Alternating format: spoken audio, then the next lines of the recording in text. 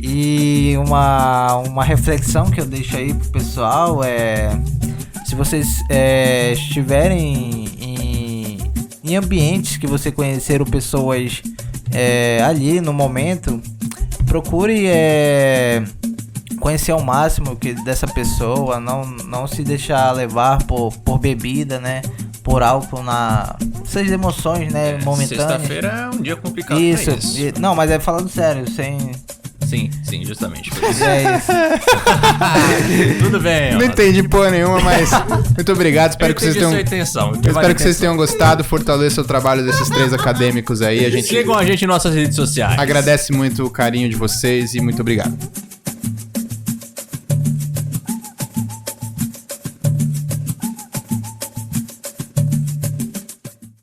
Boa noite, pessoal. Mais uma sexta-feira de Falcon Sports. Com as principais notícias do esporte, com especial Libertadores. Pois é, pessoal. Vinícius, você quer começar o assunto falando sobre futebol feminino? Ou a gente pode passar para Libertadores? Eu queria tocar no ponto do início da competição aqui do Campeonato Regional Feminino, Campeonato Amazonense Feminino, que começou ontem no estádio da Colina, né? Tô até aqui com as informações no Globoesporte.com. Né? Rodada dupla disputada na Colina, o Nacional venceu o Clipper por 4-0, com direito a pênalti defendido pela goleira do Águia Dourada sem as luvas. No outro jogo, o Rio Negro não tomou conhecimento do Tarumã e venceu por 7-0. É o Campeonato Amazonense Feminino começando, né? Eu acho importante a gente dar esse destaque para as meninas, para a gente conseguir levar um público maior, né? Para você acadêmico que está assistindo ou quem quer que esteja. Vamos incentivar o futebol feminino, o futebol amazonense carece de mais atenção e ainda mais as meninas que estão jogando, estão correndo atrás do seu sonho. A gente teve a finalização do Campeonato Brasileiro, né, feminino, esse ano, né, Matheus? Ferroviária. Ferroviária sendo bicampeã, com uma torcida que não chegava nem a uma centena de torcedores, para você ter uma ideia. Ainda teve confusão por conta da organização das torcidas, do Corinthians também. Foi o time derrotado. Ferroviária está apresentando um excelente trabalho de organização, na administração também, e na atenção que dão pro futebol feminino. Ainda mais com o uniforme especial que também desenvolveram para as meninas. E o Vinícius tocou no ponto da valorização do futebol feminino, para que a gente também não fique preso só no campo da zoeira. Depois que houve aquela goleada do time feminino do Flamengo em cima do Greminho, por 56-0. Chegaram até a fazer vídeo sobre consciência social das meninas do Greminho. Gente, eu vou tocar num ponto aqui. Eu fiquei muito preocupado quando fui ver alguns comentários, né, sobre o futebol feminino hoje. Eu vi muita gente falando ainda, né, hoje, que o futebol não foi feito para mulher jogar. Gente, o que acontece? O futebol brasileiro, até o masculino, tem jogos no Brasileirão, na verdade a maioria dos jogos do Brasileirão é sofrível de assistir, é sofrível, não é questão de ser mulher, a qualidade técnica do futebol brasileiro é muito baixa, tanto no masculino quanto no feminino. Agora você pensa, no Brasileirão masculino nós temos times com investimentos de 100, de 50 milhões, investimentos milionários. Você pega qual é o investimento num time de futebol feminino. Você quer cobrar o quê? Você quer cobrar um alto padrão de qualidade técnica no futebol que elas apresentam? Não dá pra cobrar, porque elas não têm estrutura de treinamento, não tem investimento no time, é tudo ali no sacrifício. A gente viu a Copa do Mundo de futebol feminino e eu, particularmente, vi jogos, gostei muito de assistir, jogos movimentados. A gente teve o jogo em que o Brasil foi eliminado contra a França, pois né? Um jogão de bola, atenção a todo minuto. Seleção francesa e italiana também deram show. A seleção dos Estados Unidos, né, dispensa comentários, né? Foi campeão. Teve jogos, sim, com atrativo, que foram legais de assistir. Claro, né, é bem diferente a fisiologia de homem, de mulher, mas ainda assim consegue ser agradável, né? A gente consegue. Eu gostei bastante de assistir a Copa do Mundo, Brasileirão, eu já assisti alguns jogos também aqui, principalmente do Iranduba, né? Então, dá pra você assistir, dá pra você encarar de outra maneira, mas você tem que ter a consciência de que o investimento é muito pobre. Você não pode cobrar uma qualidade técnica se não tem um padrão de treinamento, não tem uma estrutura. Falar que as atletas estão dependendo de premiações de eventos organizados que não são organizados pelas próprias instituições de futebol locais. É de empresas e de organizações não governamentais.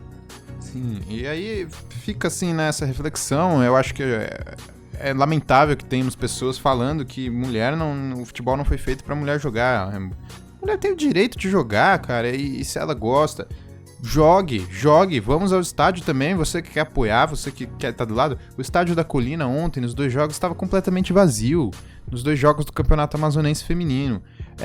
Claro, não dá pra cobrar também um grande público, porque nem, né, a gente teve grandes públicos agora com o Manaus, não dá pra cobrar um grande público, mas vamos, né, pelo menos uma parcela das pessoas que querem incentivar o esporte, vamos ao estádio, vamos à Colina, né? Eu vou me comprometer aqui a assistir os jogos, ir ao estádio, ver o futebol feminino, ver o futebol masculino amazonense. Eu quero estar lá, eu quero fazer parte disso, né? Não só como jornalista, mas como torcedor também. Eu quero incentivar. Então fica aí essa reflexão. Acho lamentável que a gente tenha comentários desse tipo ainda. Vamos lá, vamos desejar muita força para as meninas. O incentivo tem que ser extremamente importante. É que nem aquele, mesmo que momentâneo apoio que teve aqui quando a seleção de base do Brasil masculina veio jogar, goleou times fracos 5-0, 6-0, teve toda a empolgação em estádio lotado. Fica essa reflexão. A gente, né, o futebol feminino tem tudo pra crescer, principalmente agora com a nova regra da Conmebol, né, de que times masculinos só podem disputar a Libertadores se tiver um time feminino disputando competições oficiais. Então eu acho que tem tudo pra melhorar, né? Depois dessa Copa do Mundo, eu acho que a repercussão foi muito positiva. Não vamos deixar cair no esquecimento, vamos continuar acompanhando, né? E incentivando, sobretudo, o futebol feminino para que a gente consiga ter um crescimento concreto. Pois é, lembrando que para ter time feminino não é só no time principal, tem que ter também time de base. Isso é uma iniciativa muito legal da Conmebol, que tem obrigado os times a fazerem esse investimento, o que deveria ter sido feito há muito tempo, né? Porque as mulheres têm o direito de lutar pelo seu sonho, que é jogar futebol. Pois é. Agora vamos falar de uma outra competição, né? Também da Conmebol. Vamos chamar aqui o nosso amigo atrasado aqui. Pegou muita chuva, Ronaldo? Muita chuva aqui em Manaus, o negócio tá difícil, mas Ronaldo Martins está com a gente. Ronaldo. Boa noite, Vinícius. Boa noite, Matheus. Boa noite, Diego, nosso editor. Noite de chuva em Manaus. Noite de chuva. Muito jacaré. Complicado. Cheguei atrasado aí, mas vamos tocar o barco aí. Tem muito assunto pra falar. Pois é. Chegou na hora certa. Agora a gente vai começar a falar de Libertadores, falando das decisões, dos confrontos entre Boca e River e Flamengo e Grêmio, que rolaram essa semana, né? Entre os hermanos, River saiu na frente 2-0. E aí? Né? River saindo na frente, jogando em casa. O mesmo placar, o mesmo jogo da final do ano passado, só que agora semifinal. E um clássico, né? Um clássico argentino. O River já demonstrou que é superior no seu elenco contra o Boca. E foi um jogaço de bola. Foi o primeiro jogo apenas. Tem um segundo jogo ainda pela frente. E vamos ver o que vai rolar aí. Pois é. O Borges e o Ignacio Fernandes do River marcaram os gols. Mas com o que foi mostrado na partida, deveria ter sido uns 4-0, mano. Sinceramente. Mesmo com as intervenções do VAR? Mesmo com a intervenção do VAR, sendo justa ou não. O trabalho do River Plate, né, do Marcelo Gallardo é incontestável. O River Plate joga muito bem há muitos anos, né? Ele foi campeão da Libertadores, acho que se eu não me engano, em 2015. E tornou-se campeão em 2018, né? Pois é. Já são 2 títulos de Libertadores, amigo, e é um trabalho muito sólido. O Marcelo Gallardo, inclusive, é cotado para assumir a seleção argentina. O problema é ele querer, né? O problema também é a organização da AFA. Também é uma piada, sinceramente. O River Plate passou pelo Boca, mas eu acho que não tem nada definido ainda, não. 2-0, o Boca joga em La Bombonera agora, tem toda a condição de fazer 2-0 lá. O Boca também tem um belo time. Pois você falou do Gallardo, começou até a rolar uma campanha de valorização do Gallardo. Não só no país natal dele, mas em todo mundo. Na Europa tá crescendo muito, ó. E agora vamos falar de Brasileirão, o finalzinho da 22ª rodada. Peraí. Vamos falar do Grêmio e Flamengo, que a gente pulou. Que isso, o mais importante a gente... Eu queria deixar pro final, mas se você quer... Vamos dar uma pincelada, agora no final a gente volta a comentar. Beleza. 1-1, Ronaldo. 1-1. Flamengo superior. Assistimos jogos, né? Tivemos um grande revés, né, ali no primeiro tempo. Como diria nosso amigo Pachuba, nós tivemos um Varmengo ou uma vergonha? Mas primeiro tempo dominado pelo Grêmio, pelo Flamengo, desculpa. E fizeram ali o gol, né? E totalmente contrário no segundo tempo, né? Que teve a predominância do Grêmio sobre o Flamengo. E foi um jogaço de bola, né? A gente esperava isso. Muita polêmica, né? Também com relação aos 3 gols anulados do Flamengo. Na minha percepção, os 3 gols bem anulados pelo VAR. Quando é questão de impedimento, não tem o que discutir. Sim, ou sim. tá ou não tá. Mas é aquela discussão em relação ao lance do Gabigol lá, por causa da linha de impedimento, a reclamação que eu cheguei a ouvir, a mais ridícula que eu cheguei a ouvir. A linha de impedimento tá em cima do calcanhar dos 2 jogadores do Inter, não, do Flamengo e do Grêmio. Aí, que babaquice é essa, mano? Só porque tá tapando um pedacinho do calcanhar? É um polêmico, né? Polêmico demais esse lance, né? É uma questão de milímetros. Tá impedido, tá, né? E acho que não tem o que discutir. E a linguagem para definição desse tipo de lance já foi mais complexa da década passada. Até as emissoras ajudavam nisso, em relação ao impedimento. E o jogo foi lá e cá toda hora, dos 2 times disputando sempre, buscando sempre o ataque, sempre fazer os gols, 2 belíssimas equipes. E o Flamengo foi lá, demonstrou seu futebol, o Grêmio do mesmo jeito. Foi um jogaço, gostei do que eu vi, realmente gostei do que eu vi. Poderia sair mais gols? Poderia, mas tudo bem, foi 1-1 ali, mas sabe aquele 1-1 que, poderia mais? Sim. Pois foi mais ou menos isso. O Flamengo poderia ter ganhado de muito mais, com uma vantagem bem mais larga, né? O Grêmio sobreviveu e, como o Renato disse, o Grêmio não vai jogar mal de novo assim lá. É isso que a gente espera, né? E o Grêmio... É um espetáculo. E o Grêmio não é um time que né, afrouxa fora de casa. Só que o Flamengo tá difícil de jogar contra esse time, cara. Só colocar uma curiosidade no meio, né? Falaram, o Flamengo vai fazer 100 gols, não vai valer nenhum. mas se lembrarem, até um tempinho atrás, não faz muito... O Flamengo fez 2 gols, o Palmeiras fez 2 gols no Flamengo e não falaram nada, né? Vai começar o clubismo. Não, mas... Vai Clubismo. Posto isso, prosseguimos. Vamos falar de Brasileirão, Matheus. Pois vamos começar aqui falando do finalzinho da 22ª rodada. Bahia, Fortaleza e Goiás venceram com os placares bem magrinhos, né? Respectivamente 2-0, 1-0 e 1-0 também. E afundaram as situações dos seguintes clubes: Botafogo, Avaí e Cruzeiro. O Botafogo, depois dessa derrota, teve que lidar com mais uma situação de envergonhamento por conta da torcida, que teve que pichar a sede do clube. O Avaí, que já foi um clube mais organizado, tá confirmando mais uma vez. Eu acho que já é a segunda vez em 10 anos que o clube tá numa decadência horrível nesse Brasileirão. E pra piorar, o Cruzeiro, que como a gente já viu, né, teve invasão do CT. E nós tivemos uma reação bem inesperada do Abel Braga, porque ele tá acostumado a ser um cara mais reservado, até mais explosivo. Mas ele negociou um diálogo com os torcedores. Ele tá chegando agora no clube, né? Pois é, né? Tem que mostrar serviço. E falou com toda a calma, sabe? Claro, ele quer ganhar moral. Essa camisa aqui, todo mundo gosta de azul. Eu vou falar aqui, eu quero falar sobre o Botafogo e os protestos. Eu queria fazer uma pergunta aos torcedores do Botafogo. Vocês esperam o que desse time, meus amigos? Por que vocês estão protestando? O time tá ali no meio da tabela ali. Vocês querem o que mais? O time é horrível. Me desculpa, o elenco do Botafogo é medíocre. E o time tá ali, né? Ganha uma, perde 2, ganha, empata, perde. É isso. E a torcida tá percebendo isso aos poucos, sabe por quê? Porque o Botafogo tá tendo mais de 30 mil reais de prejuízo no estádio. Pra você ter uma ideia, ao invés de estar lucrando, o Botafogo tá pagando pra jogar. Então é eu que não entendo mais ainda os protestos. Quer dizer, a torcida quer protestar, mas não quer ir ao estádio. Pegando o gancho no que tu tava falando, Vinícius, faz tempo que a gente não vê um título de expressão do Botafogo, né? Cara, é triste ver um time com a grandeza, né, que já teve nos anos 90. E agora... Um pouco mais atrás também, né? Sim. Bastante mais atrás, ali anos 50, 60. Eu vi aqui... Vou falar aqui de um jogador do Botafogo, o Túlio Peito de Aço. Ele tá com um físico muito melhor do que antes. Tá fazendo comercial pra caramba. Pelo jeito vão ter que desaposentar o cara e botar no elenco. Isso é triste. A gente teve ali ali em 2010, né? Começo de 2010. Teve ali o Louco Abreu, o Lúcio Flávio ali. Seedorf. Então. O Seedorf chora. Dava um pouquinho de gosto de ver aquele time, mas se você for analisar, com a saída deles, já nem Carioca mais os caras estão ganhando, Pois velho. é, né? Você falou do Louco Abreu, o Botafogo nem quis ele quando ele foi jogar no Não, Bahia. o Isso. Botafogo foi campeão carioca no ano passado, se não me engano, com aquele gol do Joel Carli. Só que assim, carioca você tem 4 chances de ser campeão, então não vale muita coisa, né? Pois é. Você tem a Taça Guanabara, tem a Taça Rio e tem o Campeonato Carioca. São 3 chances de ser campeão.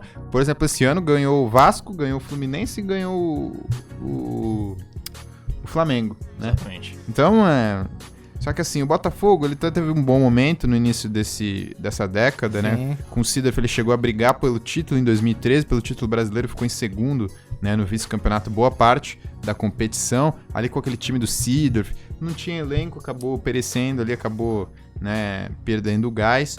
Só que o Botafogo, depois daquilo, teve todo o caso do Maurício Assunção, que era o ex-presidente que acabou com o clube, né? A gente lembra do episódio de 2014 em que o Emerson Sheik estava tendo que colocar gasolina no carro dos outros jogadores porque o Botafogo não pagava salário há 3 meses. E o Emerson Sheik, como todos sabem, já é um cara consagrado, estava ajudando, né? Então é uma situação lamentável, mas aí, é o meu questionamento pro torcedor do Botafogo. Vocês querem protestar, vocês querem ir ao treino, desestabilizar o treino? Vão ao estádio, protestem lá. Lotem o Newton Santos, que é a casa do Botafogo, e protestem lá dentro. Engraçado que o Sheik, por onde passou, ganhou o título, né? Foi pro Botafogo, ficou no 0. Foi uma zica. Você falou da situação da administração do Botafogo? Foi o time que mais se desgastou com a Ferg. Mais do que o Vasco. Foi. Depois que a rivalidade entre as diretorias de Botafogo e Flamengo foi horrível. Ainda mais depois que o Flamengo tentou administrar o Maracanã sozinho. A gente teve 2 jogos também nessa semana de reposição, né? Teve o Vasco e Atlético Mineiro e Corinthians e Chapecoense, com a vitória do Vasco lá no Independência e a vitória do Corinthians lá na Arena Condá.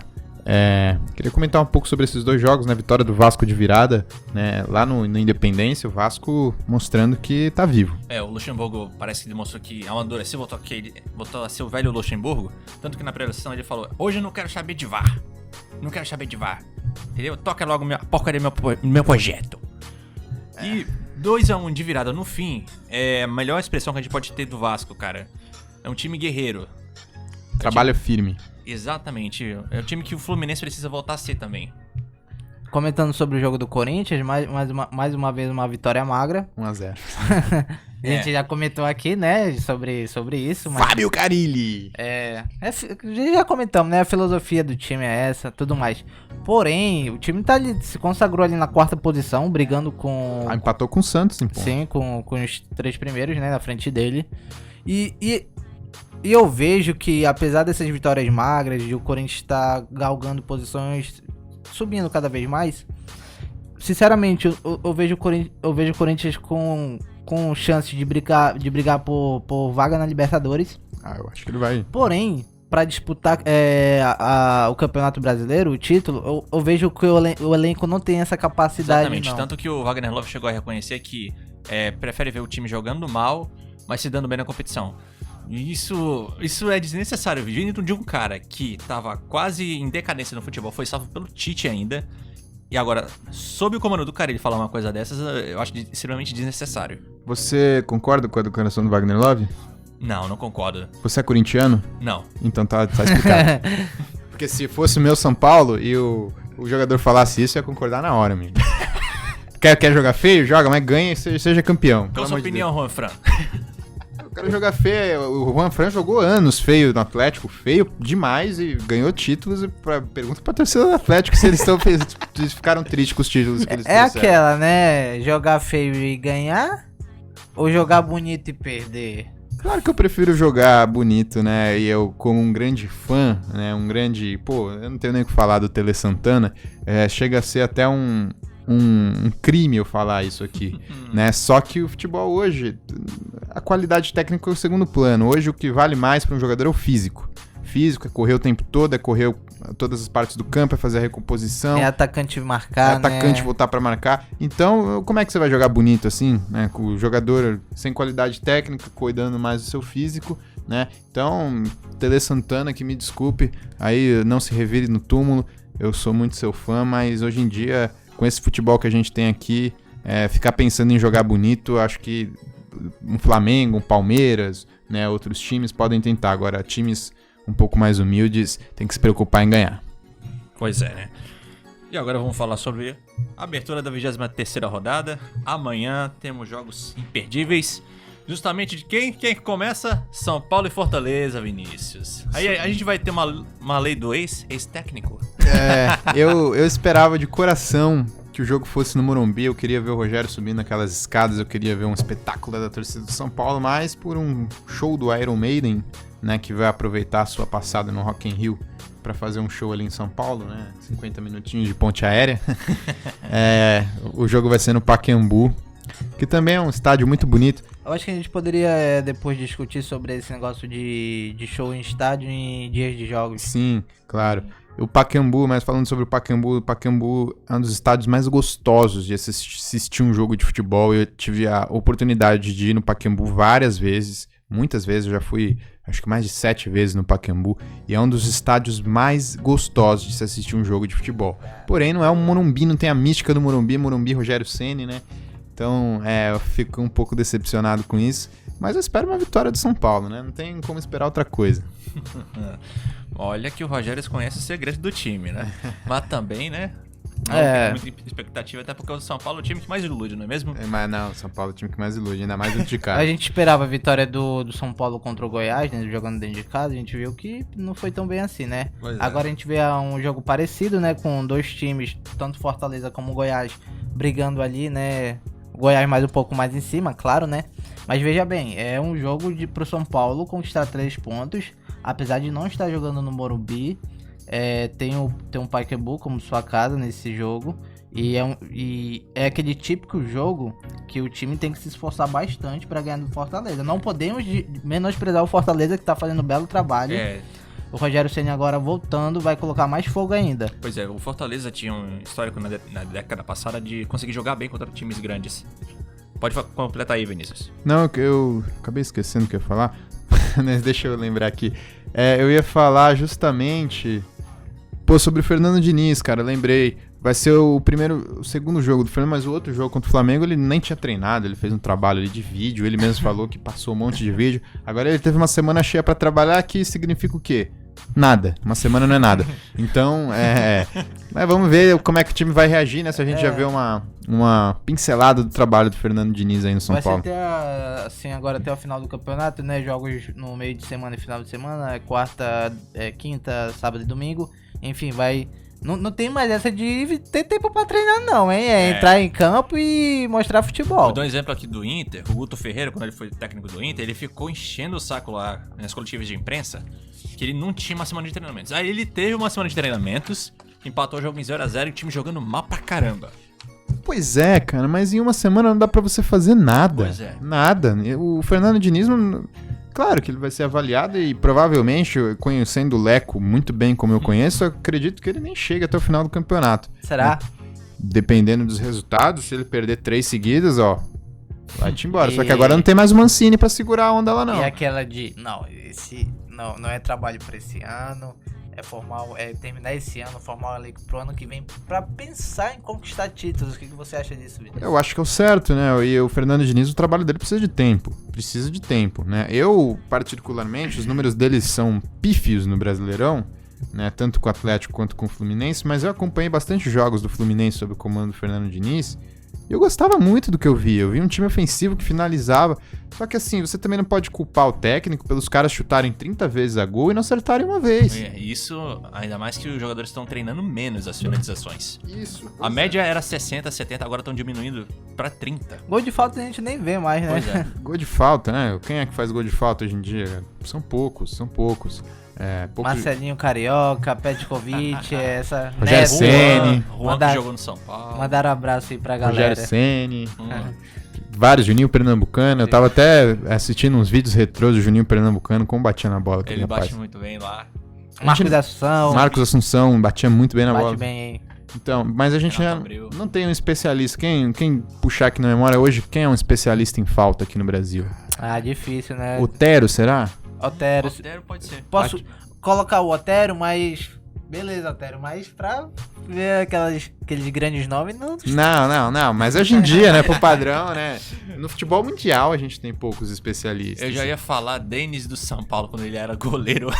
Ele bateu algumas faltas lá, mas não teve sucesso. É diferente, quando o cara é iluminado, o Rogério Ceni, na primeira oportunidade de bater a falta que ele teve, ele guardou, né? Então. Só tocando nesse assunto, nesse goleiro que bate falta, né? Engraçado que o Rogério Ceni, ao longo de sua carreira, foi o único que conseguiu se destacar assim, né? Fazer vários gols, tanto de falta como pênalti, e ser um goleiro, né? Ele conquistou isso, né? Ele deve isso ao Muricy Ramalho, que deu oportunidade pra ele. Só que assim, o Rogério também é um cara muito abençoado, eu acho, né? Ele Iluminado, né? Iluminado. Na primeira oportunidade que ele teve, ele fez o gol, né? Lá contra o União Barbarense. E ele também, em 2001, acho que foi 2000, contra o Santos, ele fez um gol na final do campeonato, gol decisivo, um golaço de falta, que ele bate a bola, pega no travessão e quica e entra no gol, né? Um golaço. Então é um cara que foi decisivo, né? A gente vai puxar aqui também a Libertadores de 2005, onde ele foi o artilheiro do time junto com o Luizão na competição, 5 gols, né? Teve um jogo que ele fez 2 gols de falta, 2 golaços contra o Tigres e ainda perdeu um pênalti. Ele ia fazer um hat-trick aquele jogo, né? Ia ser histórico, né? Então ele é um cara iluminado, né? A gente fala sobre especialistas de cobrança de falta, ele era um. E hoje em dia a gente carece muito no futebol mundial, né? Eu gostaria que vocês me apontassem. Pois ele teve muita liberdade também, muito respeito das diretores anteriores, até mesmo na época do Juvenal Juvencio. Você pode até concordar ou discordar, mas... Cara, também gostei do respeito que o Osório teve com ele e até mesmo no trabalho do Denis, até por curto tempo. Mas assim, você falou sobre recomendar um jogador que seja bom de falta, eu realmente não consigo lembrar. Por conta da qualidade que tá mudando aqui do futebol brasileiro. Por ser ídolo também, né, pelo Rogério Ceni conquistar toda essa simpatia, todo esse carinho pela torcida. Isso fez com que, assim que ele fosse bater as faltas, ele não sentisse toda aquela pressão, sabe? Exatamente. Vamos falar aqui um especialista em cobranças de falta no futebol mundial. Temos alguns... Atualmente. Especialista? Eu acho que o Messi, né? Sim. O Messi, Cristiano Ronaldo. Pjanic, da Juventus, bate muito. Um cara que... Ele não bate tão bem falta, mas... Assim, ele bate muito bem na bola, é o Toni Kroos, velho. O que aquele cara dá de lançamento, muito. De virada de campo... De chute também, chute de primeira. Sensacional. Ele bate muito bem na bola. Segundo o Galvão Bueno, ele erra um passe a cada 6 meses. Era muito parecido com o Xavi, né? Muito, cara. O Xavi... Do Xavi do Barcelona ou do Real Madrid? Do Barcelona. Cara, o do Real Madrid também... Xabi Alonso, né? Xabi Alonso. Tinha uma... Bom passe, era um grande jogador. Se a gente for lembrar também de alguns, tem Gerrard, tem Lampa, Pirlo, enfim, uma série de... Aí a gente tocou em 2 especialistas em cobrança de falta aqui que fazem falta, né? Pirlo e Gerrard. Lampa, tem Bala que mais ou menos. Mas Pirlo e Gerrard eram 2 especialistas. São deuses. Pensar que o Pirlo podia ter vindo pra cá alguns anos atrás e deve ter dado mais aulas. Ronaldinho também, a gente pode... Mas o Pirlo, vamos falar do Pirlo, ele disse que se inspirou muito no Juninho Pernambucano, que pra mim... A batida é parecida, né? É aquela bola que vai em cima, descendo já. Pra mim, Juninho Pernambucano é um dos melhores batedores de falta da história do futebol mundial, pra mim. Alguém que eu lembrei agora também Roberto Carlos também. Riquelme. Vamos seguir no assunto aqui. Vamos seguir. Próximo jogo aqui... Vasco e Santos tentando confirmar de vez uma boa fase. Os 2 times passaram um bom tempo passando vergonha, derrotas inesquecíveis. Mas enfim, qual vocês acham que vai ter uma vitória fácil? Por assim dizer, o Vasco ou o Santos? Não vai ser um jogo fácil, né? Vai ser um jogo bastante difícil. O Vasco tá vindo empolgado de algumas vitórias. Vai jogar em casa, hein? Sim, o Luxemburgo tá... Pra você ver como a figura de um técnico, ela é imprescindível para um time jogar bem. O Vasco não tem um elenco muito bom. Não tem nomes renomados. É um elenco ali que a gente pode falar que ele é básico, né? Só pra jogar, pra não brigar pra não cair. Porém, o Vanderlei Luxemburgo acrescenta muito nesse time. No aspecto de colocar ele pra cima, entendeu? De tirar 100% de cada um jogador pra dar o melhor em campo. Perceba que o seguinte... A pergunta que eu vou fazer agora não é uma ofensa para nenhum torcedor, seja do Santos ou do Vasco. O São Paulo tá no nível do Luxemburgo? Complicado, né? Mas o Sampaoli atualmente, pelos resultados e pelo que tá apresentando, né? Podemos dizer assim, que tá num nível maior que o Luxemburgo atualmente. Com certeza, atualmente tá sim, até porque o Santos também não tem um elenco lá, essas coisas também. O São Paulo faz um bom trabalho. Mas os times se equiparam na seguinte situação: revela bons jogadores, tem orçamento apertado, tem um estádio que, apesar das reformas, ainda precisa de uma estrutura melhor, e tem um ambiente que beira entre um instável e uma tranquilidade que dura pouco tempo. O Santos até um pouco mais, né? Porque o Santos vem de épocas muito boas, né? Mas o Vasco tá complicada a situação. Mas o Luxemburgo mostrou que o trabalho dele tá firme. E vai ser assim até o fim do campeonato. Eu acredito que o Vasco não vai passar sufoco, né? Tem um trabalho muito sólido. E, claro, né? Vai perder jogos contra os times mais fortes. Vai ter dificuldades. Mas vai levando e tomara que o Vasco vá se ajeitando cada vez mais, né? O Santos do Sampaoli, eu torço muito para que o Santos faça uma administração melhor, para dar um time melhor pro Sampaoli no próximo ano, né? Pois é. Ele merece um time melhor, ele merece um elenco melhor. Imagina se o Sampaoli tivesse o Bruno Henrique e o Gabigol na mão ainda. Caraca, ainda poder contar com todas as revelações do Santos nesse próximo Campeonato Paulista.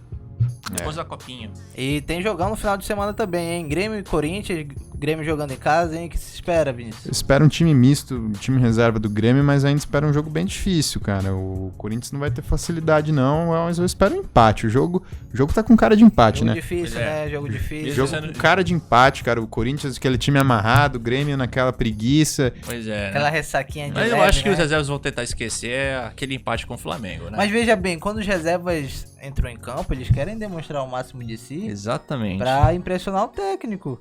Isso conta muito na hora do jogo. E enfrentar um Corinthians, que é uma grande equipe, podemos dizer que redobra, né, a vontade do jogador ali em mandar bem em campo. Vão ter que forçar o sistema defensivo do Corinthians ao máximo logo no começo do jogo. E o time reserva do Grêmio, podemos destacar, é muito bom. É um time muito bom que tem dados parecidos com o time titular. E a pressão em cima dos novatos aumenta, até porque o Cebolinha e o Alisson já tiveram um contrato renovado até 2023. É muito importante, né? Até pra aumentar a multa rescisória deles, né? Caso venha alguma proposta pro Everton Cebolinha, com certeza deve vir, porque merece e... Será que ele fica ano que vem no Grêmio, Vinícius? Matheus. Essa renovação de contrato, eu confesso que não significa muita coisa, não. Não, significa um aumento de multa rescisória pra ganhar mais dinheiro com a venda dele. Os caras já são futuria. Dirigente não é besta, né? Pensamento de empresário, na verdade, nem de dirigente. Então. Vamos falar da nossa gloriosa, vamos mudar de esporte, vamos falar de Liga dos Campeões. A gente vai falar dos resultados principais dos times. Na segunda rodada do Grupo F, o Barcelona venceu a Inter de Milão. Jogo difícil, o Barcelona... Isso, né? Olha, com 82 minutos o jogo tava 1-0, Inter de Milão. Aí, Ainda atrás, né? até o finalzinho do jogo, a Inter de Milão tava vencendo. Aí veio o Messi, veio o Suárez e resolveram. Golaço do Suárez, hein? Golaço pegando ali de Maravilhoso, primeira, né? cara. 2 golaços, eu achei 2 golaços. Pois é, primeira partida do ano do Messi em que ele consegue jogar os 90 minutos completos depois de uma distensão muscular. Cara, superação pra ele. E será que ele fez a diferença? Joga no homem. O que a gente pode dizer é que não foi uma das atuações mais brilhantes, mas os foi dois- essencial. Os 2 gols saíram do pé dele. Exatamente. Mas eu queria falar sobre o Barcelona também, porque eu acho que o trabalho do Ernesto Valverde é muito fraco. Você acha? É muito fraco. O time não joga. O Griezmann tá assistindo os jogos em campo. Não tá rendendo o que se esperava, né, Vinícius? A informação que corre por aí, o boato, né, que corre por aí é que ele e o Messi não se falam. E veja bem, o Felipe Coutinho quando jogava no Barcelona, estava numa situação muito parecida com o Griezmann. Exatamente. Porém, o Griezmann, é uma opinião minha, por ser europeu, por ter jogado vários anos na Espanha, tinha mais moral que o Felipe Coutinho, entendeu? Sim. Tanto é que o Griezmann não fez nenhum gol ainda pelo Não, Barcelona. fez na rodada passada um, contra o né? Getafe. Mas só um, né? Certo? Foi de cabeça. E o Felipe Coutinho até que fez alguns gols, entendeu? Porém, não segurou a barra, né, do que se esperava os torcedores do Barcelona. O Coutinho foi a segunda contratação mais cara do futebol mundial. Foi vendido agora pro Bayern, né? Emprestado. Pois é, Emprestado ou foi vendido? Ele tá emprestado com opção de né? compra, mas ele tá jogando bem no Bayern de Munique. Mas é isso que eu tô falando, tá entendendo? 2 jogadores que não É a questão de você saber o seu lugar. Se ele ainda estivesse no futebol inglês, a situação seria muito diferente. A questão é o seguinte, o Messi e o Suárez, eles queriam um novo Neymar ali pra jogar com eles, pra abrir mais espaço. Só que o Neymar é o Neymar e o Coutinho é o Coutinho. O Coutinho joga mais atrás e um pouco mais no meio. Ele não joga ali enfiado na ponta, ele não tem essa característica de um cara driblador do lado do campo que bota velocidade. Então, ele ficou meio perdido nessa posição, não era a posição dele, o Valverde insistiu com essa posição, e aí eu acho que acabou queimando um pouco ele. Exatamente, e a responsabilidade, por assim dizer, pelo desempenho dele, acaba caindo mais sobre ele do que pelo próprio Valverde. Eu queria também destacar uma coisa, o Barcelona, nos últimos anos, ele tá fugindo um pouco da filosofia dele, de contratar muitos jogadores a preços astronômicos e de trocar muito técnico. O Barcelona era um time que investia muito na base, né? Sim, e agora. Mas falando sobre o jogo, né? No finalzinho teve o gol do Luis Suárez, né? Os 2 gols do Luis Suárez. O segundo gol, um golaço em que o Messi parte lá do meio de campo, de trás do meio de campo, vem levando, dá um corte, passa pro Suárez e ali que centroavante, né? Ele tira o zagueiro no domínio, né? Tem o tempo de olhar no domínio, ele já faz o drible de corpo e bota no cantinho a bola, decisivo, muita calma. E pra te ver como os caras são entrosados, né? Os caras são parceiros fora de campo também, e isso tudo vale dentro de campo, né? Eu sinceramente tava doido pra ver o Neymar nesse time de novo. Doido. O Griezmann, a questão do Griezmann, eu acho que é uma questão ali de adaptação? De adaptação com o Messi. Você percebe que eles não têm uma sintonia como tinha com o Neymar. Os dois não são, né? Eles não... Há quem diga que eles não se gostam. Que o Messi não gosta do Griezmann, né? Pode ter tido alguma desavença ali do tempo de Atlético de Madrid. Mas dentro de campo, Vinícius, essa questão particular, ela não participa, não tá presente? Tá presente. O que eu acho estranho é o seguinte, se o Messi não gosta do Griezmann, eu queria entender como é que ele foi contratado, porque com certeza o presidente do Barcelona, contratação principalmente para ataque, ele consulta o Messi. Você quer? O Messi fala, eu quero. Então, se o Griezmann tá aí, acredito eu que o Messi deu o aval. Sim, o Messi. E era pra ter progredido bastante, até porque o Messi passou por momento de recuperação por causa de lesão. E se você não consegue se sair bem dentro de campo, no extra-campo você tem que ser um atleta melhor. O que dá a entender é que o Griezmann só cumpre compromissos no clube. Ele não tenta ser um cara que tenta se destacar. Exatamente. No grupo E, o Liverpool parecia não ter dificuldades. Abriram 3-0 ainda no primeiro tempo, diante do RB Salzburg. Mas os austríacos buscaram uma reação heróica. E foi aí que Mohamed Salah, o deus egípcio, Alá, entrou em ação com assistência de Firmino para colocar os donos da casa na frente, 4-3 novamente. Eu assisti esse jogo, acompanhei de perto e foi um jogaço de bola. O Liverpool ganhando de 3-0, saindo na frente, e veja só, apesar dos 3-0, o time adversário tava todo... Foi um jogaço de bola, tava todo o tempo buscando gol. E pra te ver como o mundo do futebol é louco, né? 3-0 saindo na frente, né? E um atual campeão da Champions League. E um time não tão visto, né? Pelo futebol mundial. O Salzburg tá na mesma onda do RB Leipzig. Sim. Da Alemanha. E veja bem... Ele tenta se desenvolver bastante, não pra dominar o jogo, mas pra ter um controle melhor sem a bola. E como o futebol é louco, velho, como esse é um esporte maravilhoso, os caras foram lá e empataram o jogo, mano. Os caras foram lá e deram tudo de si, conseguiram 3 gols contra o Liverpool, jogando em casa, velho. Um deles deixando o poderoso Van Dijk de mãos atadas no chão, né? O atacante... A cara dele foi a melhor. Só finalizando aqui, né... deram uma bobeada ali, né? E o homem deixou o dele, né? Real Madrid em 2-2 contra o modesto Brugge, com gols de Denis, mas então Sérgio Ramos e Casemiro, que são 2 jogadores veteranos ali no elenco, entraram em ação, empatando nos minutos finais. Nada bom para os merengues que ainda não venceram na Champions. O que vocês têm a dizer sobre o Real Madrid? Por que não tá dando liga esse time? Olha, Real Madrid não dando liga... Real Madrid e não dar liga na mesma frase é a coisa mais estranha que eu já ouvi nesses últimos anos. Mas eu tenho que concordar. Olha, Real Madrid precisa rever a forma como é que tá administrando jogadores extra-campo. Porque o Sérgio Ramos, ele é irreparável dentro de campo. Perfeito. Mas quem é que tem lá? Quem é que o time tem no banco, sabe? Vinícius Júnior só entrando no final. Eu achei, poxa, vamos dar mais espaço pro garoto? Pros garotos, Rodrigo também. Acho que o Real Madrid precisa de uma coisa muito simples e objetiva, que resolveria todos os problemas deles. Essa coisa se chama Cristiano Ronaldo. Dá saudade de ver. Dava saudade de você ver um time jogando em função de jogador. Tem gente que gosta, tem gente que não gosta.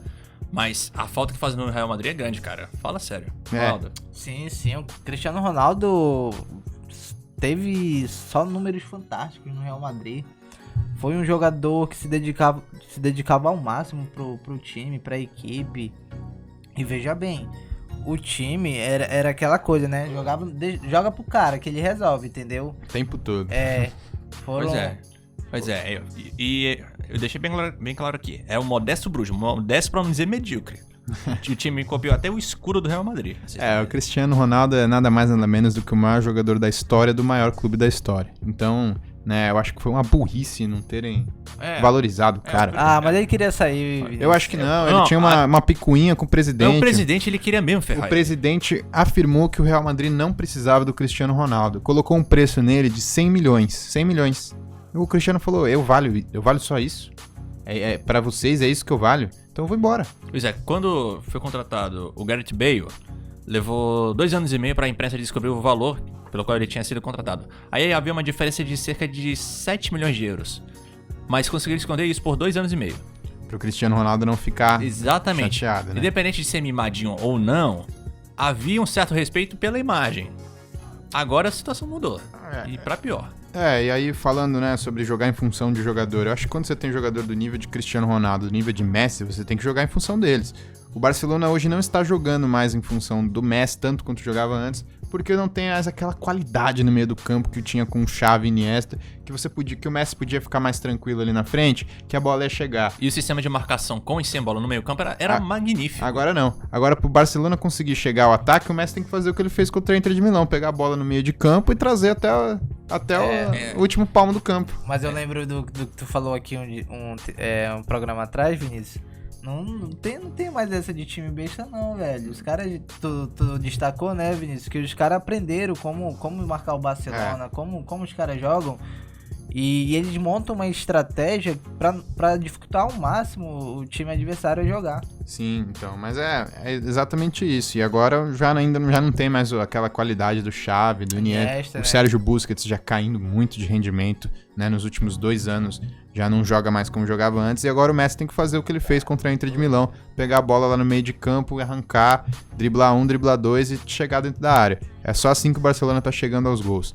E vai ser só assim como foi na temporada passada, que na minha opinião o título de melhor do mundo para o Messi foi completamente justo, pelo fato de eu particularmente achar que a temporada que ele fez dentro das circunstâncias do Barcelona foi uma das maiores temporadas individualmente falando de um jogador no cenário mundial. Isso porque ele não estava na melhor forma física dele. Não estava, o time do Barcelona não estava legal, tanto que não ganhou a Champions League, não ganhou a Copa do Rei, né?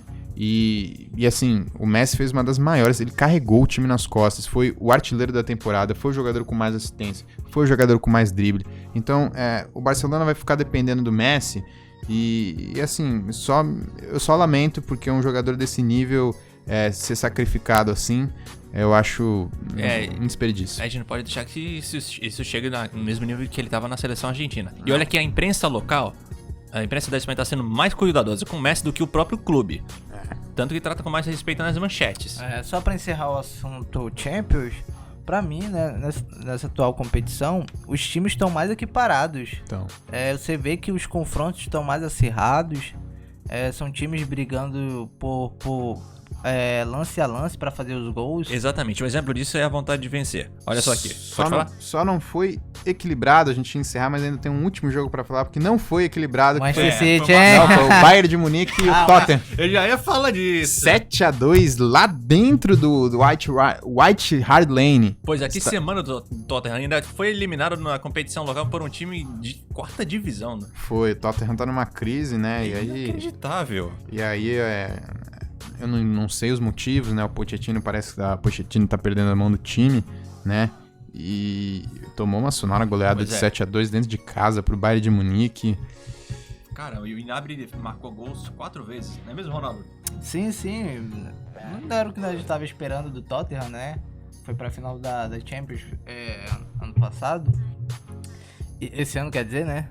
E não é o que se esperava, né? Era um time que tava ajeitadinho ali, né? Que brigava por todos os jogos. E pegar 7 gols do Bayern. Eu acho que é uma mostra clara de que tem algum problema ali. E aí a gente tem o brasileiro Lucas Moura, né, que não reclamou, ele foi questionado e falou que ele não tá feliz de ser banco de reserva, até porque, né, ele não falou isso, mas você tá vendo ali jogadores como Dele Alli, né, que não estão rendendo, e o Lucas sendo deixado no banco. E aí, quem marcou gol pro Tottenham foi o coreano Hoi Soo-min. Eu queria te fazer O uma Son, Soo-min. o Son é um jogador. Eu queria te fazer uma pergunta, Vinícius. Tu que é São Paulino e acompanhou de perto a história do Lucas. O Lucas é aquele típico jogador, né, que se destaca em alguns times, porém não tem aquele destaque merecido, né, aquele brilho, né, e acaba no futuro próximo acaba voltando pro futebol brasileiro como uma peça-chave pros times.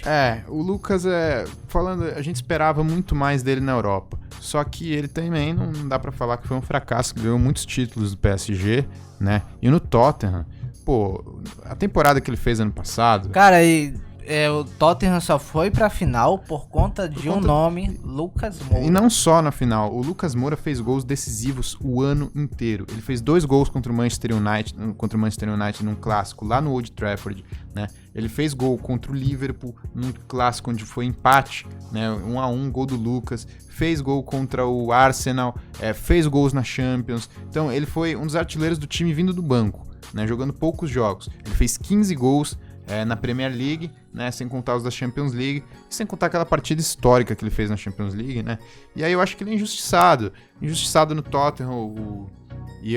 Teve um jogo aí, o jogo contra o Manchester City, recentemente, onde o Lucas estava no banco, né, o jogo estava 2-1 pro Manchester City, o Lucas entrou com 19 segundos, ele fez o gol. Cruzamento na área, ele entrou, ele foi pra área no escanteio, cruzamento, ele meteu a cabeça e fez o gol. E aí a câmera, né, da transmissão foi no Pochettino. E a cara do Pochettino não era de quem, pô, ele tava pensando, caramba, né, eu deixei o cara no banco, eu pus ele, ele fez o gol. Vai bater arrependimento nele a pressão vai vir em mim, porque... Da torcida, né? A pressão da imprensa, da torcida... Porque, e assim, ainda teve o fato dele ter deixado o Lucas no banco na final da Champions League depois dele fazer aquele jogo histórico. E olha que o Lucas é um jogador aparentemente muito emotivo, mas ele sabe ser profissional. Ele é profissional. Independente do técnico ser sacana ou não. A situação dele me lembra muito também de outro brasileiro que nem tá mais brilhando, que é o Oscar, na época que ele tava no Chelsea.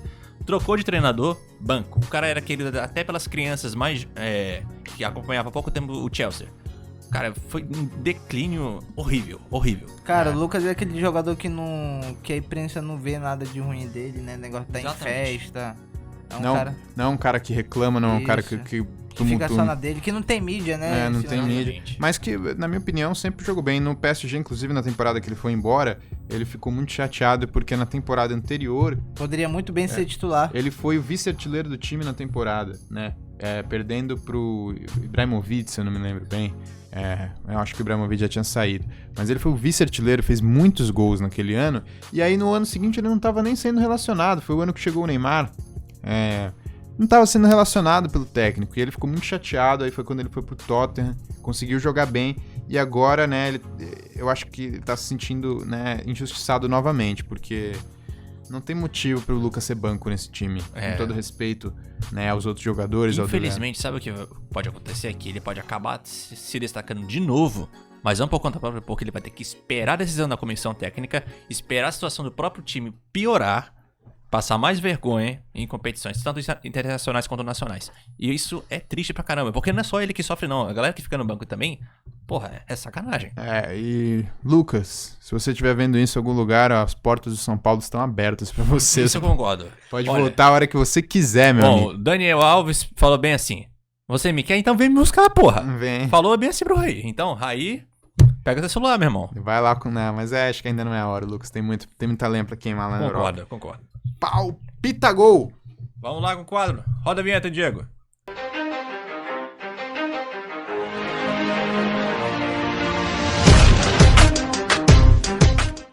Vamos lá, pessoal. Os jogos aqui a gente vai palpitar.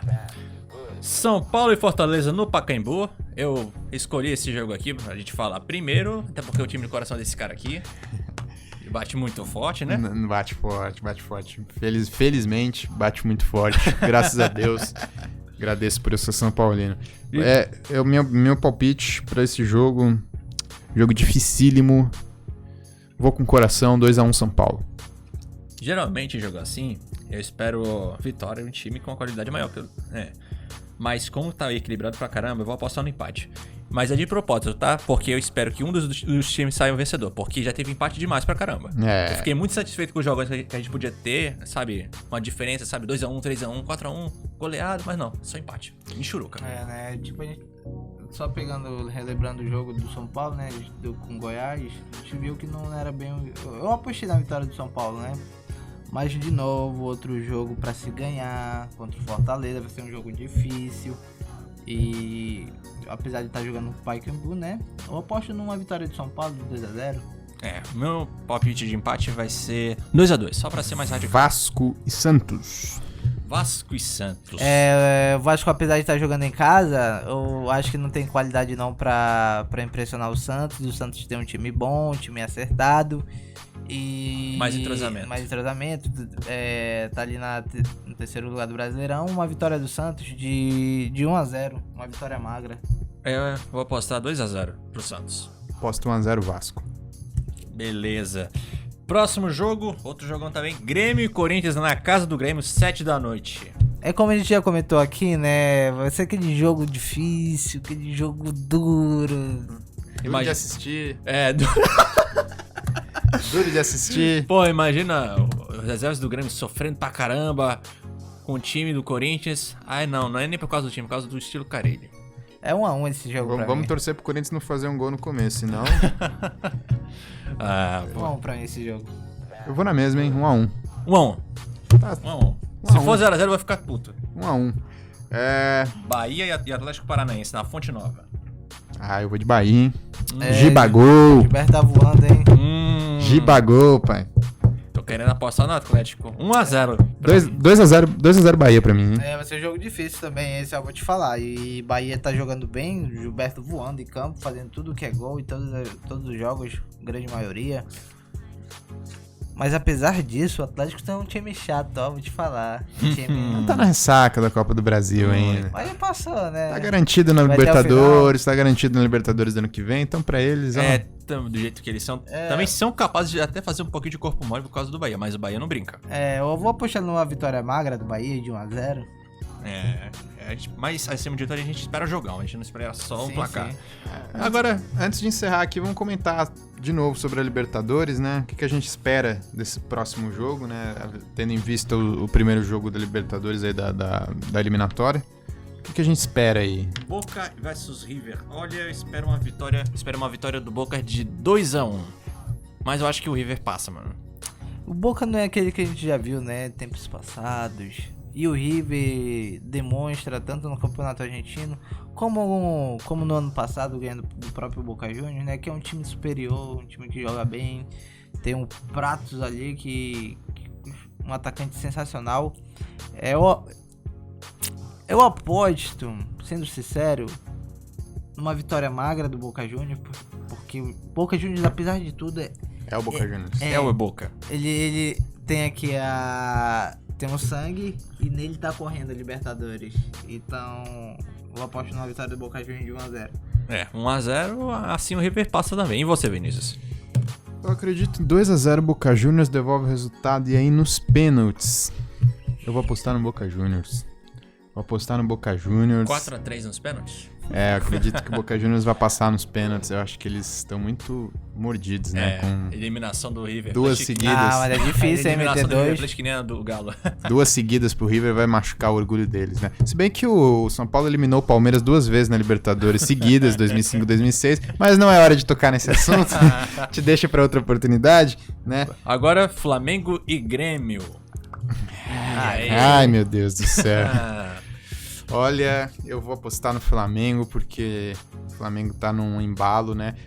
Não vai ter Arrascaeta, né? É bom lembrar disso. Arrascaeta já tá descartado. Felipe Luiz provavelmente deve jogar, mas teve... Descartado a Arrascaeta. Eu vi uma notícia hoje que vão fazer o possível e o impossível pra ele jogar. Duvido. Poderiam reduzir em alguns dias o tempo de recuperação. Ele vai passar por uma artroscopia. Puta, né? Deixa pra lá. Atroscopia. Pronto. E são 4 semanas de recuperação, né, pra uma cirurgia dessa. Normalmente, eu acho que ele não deve jogar. Não deve. Mas se ele não jogar, também tem peça de reposição Ele ali. só entraria se o Flamengo tivesse uma tremenda vantagem no segundo jogo, aos 40 minutos do segundo tempo. Olha, vai ser o segundo jogo, vai ser outro jogo disputado. Vai ser outro jogo bem brigado pelas duas equipes. Vamos ver qual a proposta dos dois times no jogo, né? Na hora, mas enfim, adiantando agora, acredito que vai ser o time brigando pra fazer gol e o outro também. Vai ser lá e cá, como foi no primeiro jogo agora. Sim, eu queria também aqui destacar novamente Renato Gaúcho. Pelo seguinte, muita gente fala do Jorge Jesus fazendo um trabalho impecável no Flamengo, mas depois daquele massacre do Flamengo no primeiro tempo, aquele bombardeio, o Renato ajeitou o time no intervalo. Ele foi pro intervalo, ele ajeitou o time, voltou o domínio do jogo para as mãos do Grêmio, né? Voltou não, né? Conseguiu passar o domínio do jogo. Acabou levando o gol no momento em que o Grêmio era melhor. E aí, com as substituições que o Renato fez novamente, com a intervenção do Renato, a substituição, o Grêmio melhorou novamente, conseguiu fazer o gol com o PP, né? Que entrou no decorrer do jogo. Então, o Renato Gaúcho, muito bem, mostrando que é um técnico excelente, que é o melhor técnico do Brasil atualmente, né? Eu acho que sem sombra de dúvidas. O Renato Gaúcho, pelo trabalho que faz e por essa intervenção, não é só o trabalho dentro de campo, é as mudanças táticas que ele faz, né? Que ele tem a visão. Ele tomando um massacre daquele, pô, o técnico... O que um técnico pensa? Pô, esse time aí é muito melhor que o meu. É o cara que você vai querer apostar todas as suas fichas. O Renato não. O Renato falou, olha, gente, a gente não pode jogar assim, vamos mudar. Fez mudanças táticas de posicionamento, o Grêmio foi lá e tomou o domínio do jogo pra mão dele de novo no segundo tempo. Falta coroar essa atuação dele nesse ano com o título do Brasileirão. Não é exatamente o foco, mas seria maravilhoso. Não, o Brasileirão não, né? Ele gosta da Libertadores e vai ser um jogo duro lá no Maracanã. E pra te ver como... Quando o jogador tá numa boa fase, né? Quando o jogador tá inspirado, tá com a estrela, uma bola totalmente despretensiosa, né? O Bruno Henrique vai e faz aquele gol. De cabeça, né? Pra mim, falha do Marcelo Galhardo, que olhou só a bola e esqueceu. E... O placar, senhores. Ronaldo? Vai ser um jogo difícil. A gente ainda vai palpitar de novo, né? Sobre esse jogo, porque... Eu vou colocar meu palpite logo aqui. A gente pode reafirmar, né? No próximo programa. Eu aposto no empate de novo, de 1-1. Vai ser um jogo muito disputado. Eu aposto. E nos pênaltis, eu acho que quem ganha é o Grêmio. Eu aposto 1-1. Pênaltis também, Flamengo passa. Teve uma pessoa que torceu muito pro Grêmio nesse último jogo. Não vou citar nome daqui. Quem? Mas não foi só ele também, não. Dentro de um elevador, mas sem spoiler. Epa! Agora entendi porque tá vestido de azul. E meu palpite, eu vou de 2-1 Flamengo, vou de 2-1 Nação. Eu acho que o Flamengo tá mais embalado pra vencer esse jogo, né? O Grêmio, ainda que eu respeite muito o Grêmio, eu acho que a qualidade técnica do Flamengo tá se sobressaindo muito. Eu palpitei no empate porque eu quero ver um jogo sangrento, sabe? Não vou ficar surpreso se o Grêmio ganhar e passar. Não vou ficar surpreso. Não. Mas eu acho que o Flamengo é favorito. Vamos estar numa eventual final bem representados, tanto pelo Flamengo como pelo Grêmio. E do outro lado também, tanto o Boca Juniors como o River Plate vão estar bem representados. A gente quer ver a Argentina triste na final. Isso que importa. E o que, só pra gente encerrar aqui, o que vocês acharam dessa mudança, né? De ser 2 jogos agora no final da Libertadores? Acho justo. Mas Será que quiseram pegar um pouquinho da Champions? Tem alguma coisa a ver com isso? Não, de ser só um jogo? 2 jogos. 2 jogos? É. Olha, eu acho que pra América do Sul é justo, porque você dá a oportunidade da torcida ver o seu time dentro de casa, né? Mas parece que estão vendendo o manto, né? Campo neutro? Sim. Aí eu não gosto. Eu acho que na América do Sul a gente não tem o poder econômico da Europa pra viajar pra um lugar e se deslocar, então... Não faz sentido esse eu vejo vejo uma boa interferência. Sim. Porém, na hora de executar, já não é tanto. E na Europa, as distâncias de um país pro outro são muito menores. Vai de metrô. Estrutura de estádio completamente diferente, Não, sabe? completamente. Acho que na América do Sul tem que valorizar mais a torcida do time mesmo. Dar oportunidade para as torcidas verem o seu clube numa final de Libertadores. Acho que E também tem a questão do calendário, que foi muito criticada, sabe? É de se questionar, né, em alguns aspectos. É de se questionar. Galera, estamos encerrando o programa de hoje. Mas fiquem ligados, porque semana que vem a gente volta com mais palpites, resultados que a gente vai comentar aqui e mostrar mais uma vez que a gente não entende nada de futebol, não é mesmo, Vinícius? E vamos fazer essa resenha gostosa de novo aí na próxima semana. Espero que vocês tenham gostado, que vocês gostem de nos acompanhar. Estaremos aqui todas as semanas falando de futebol, né, e sobre outras coisas também, com pouco conhecimento, mas muita vontade, muita alegria de estar aqui falando com vocês. Esse é o nosso programa Falcon Sports, espero que vocês tenham gostado. Ronaldo Martins. É um prazer estar aqui mais uma vez, Vinícius Antunes, Matheus, Diegão, nosso editor aí, nos acompanhando. Muita coisa para rolar aí pela frente, né? E vamos ficar aqui na torcida por tudo que vai rolar. E uma reflexão que eu deixo aí pro pessoal se vocês estiverem em ambientes que você conheceram pessoas ali no momento, procure conhecer ao máximo dessa pessoa, não se deixar levar por bebida, né, por álcool, essas emoções, né, momentâneas. Sexta-feira é um dia complicado. Isso. Não, mas falando sério, sem... Sim, justamente. É isso. Tudo bem. Não entendi porra nenhuma, mas muito obrigado. Espero que vocês tenham. Espero que vocês tenham gostado. Fortaleça o trabalho desses 3 acadêmicos aí. Sigam a gente em nossas redes sociais. Agradece muito o carinho de vocês e muito obrigado. Falou.